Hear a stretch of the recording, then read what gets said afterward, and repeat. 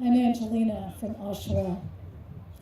At the age of 15, I walked into the unknown, going against that little voice inside. And as a result, I experienced date rape. My first child was conceived in rape. Pregnant and alone, I tried to believe the voice of the world, the lie that I would find freedom from my predicament and my fears through the abortion death of my child. How was I to know that by choosing the abortion death of my first child, that I would enter the culture of death and become enslaved to it? On the day of the abortion, for a second time, I went against that little voice inside and walked into the unknown. Trembling with fear, I forced myself to go through the motions. I signed a waiver saying nobody would be responsible for what would happen to me. I handed over $250, undressed, gowned, and mounted the table and put my feet in the stirrups. I saw the face of the doctor as I was given a local anesthetic. He assured me the abortion would not hurt or take very long. He then inserted icy cold instruments into my body, and suddenly I experienced the intense physical and emotional pain unlike anything I had ever experienced in my life. I jerked and began to cry, and I was commanded to be still.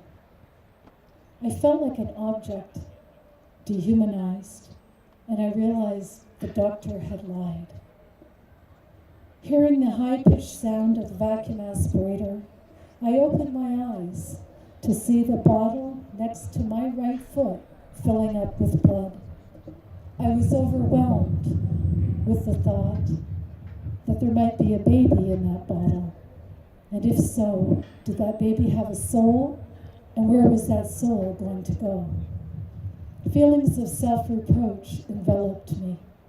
I wept uncontrollably, filled with grief and guilt and shame and remorse. I wanted to die. Immediately after the abortion, as I boarded a bus, I saw myself in the window, and I remember saying, "I hate you. You're never going to be able to fix this." Unable to get back to the before of my life, I chose self-hatred and denial as the way forward. I masked the pain of my child's death through substance abuse and frequent serial sexual encounters.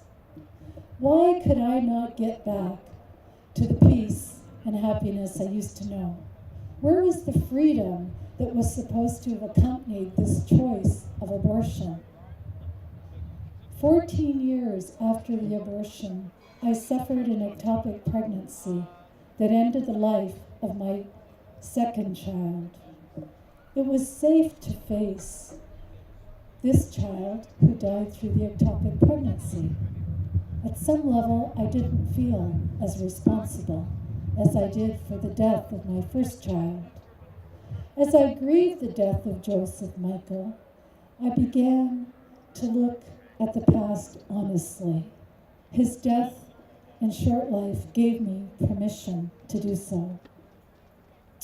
The abortion death of my first child was absolutely and morally and objectively wrong.